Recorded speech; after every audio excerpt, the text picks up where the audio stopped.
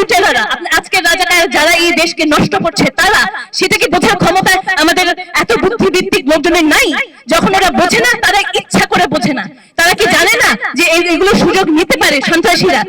জানে তারা নিতে পারে, তারা চায় সন্ত্রাসীরা এইসব সুযোগ নিয়ে তাদেরকে কোঅপ্ট করুক, যেন তারা বারবার পারে এরকম একটা ডাইকটমি তৈরি করতে, একটা পোলারাইজেশন তৈরি করতে, এবং এটাতেই তাদের ফায়দা।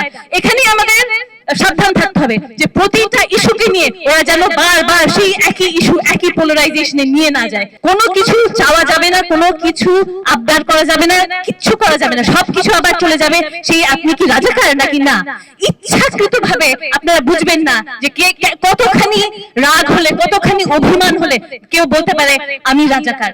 রাষ্ট্রের দায়িত্ব ছাত্রদের নিরাপদ রাখা, সেই দায়িত্ব থেকে রাষ্ট্র ছুটে গেছে, পারেননি। ইনফ্যাক্ট তাদের পুলিশ, তাদের নেতারা এসে এখানে আমাদের ছাত্রদের গায়ে হাত তুলছে, নির্মম ভাবে গায়ে হাত তুলছে। সেইটা বন্ধ করতেই হবে। আমরা দেখছি কিভাবে ন্যায্য যতগুলো ডিমান্ড আছে সেগুলোকে আবারও মুক্তিযোদ্ধার চেতনাতে নিয়ে যাওয়া, এবং আমরা দেখি বারবার এইটাই হয়। আমি আজকে এখানে এসে দাঁড়িয়েছি এই বলতে যে আমাদের ছাত্রছাত্রীদের গায়ে হাত দিবেন না, এখানে না, প্যালেস্টাইনে না, আমেরিকাতে না,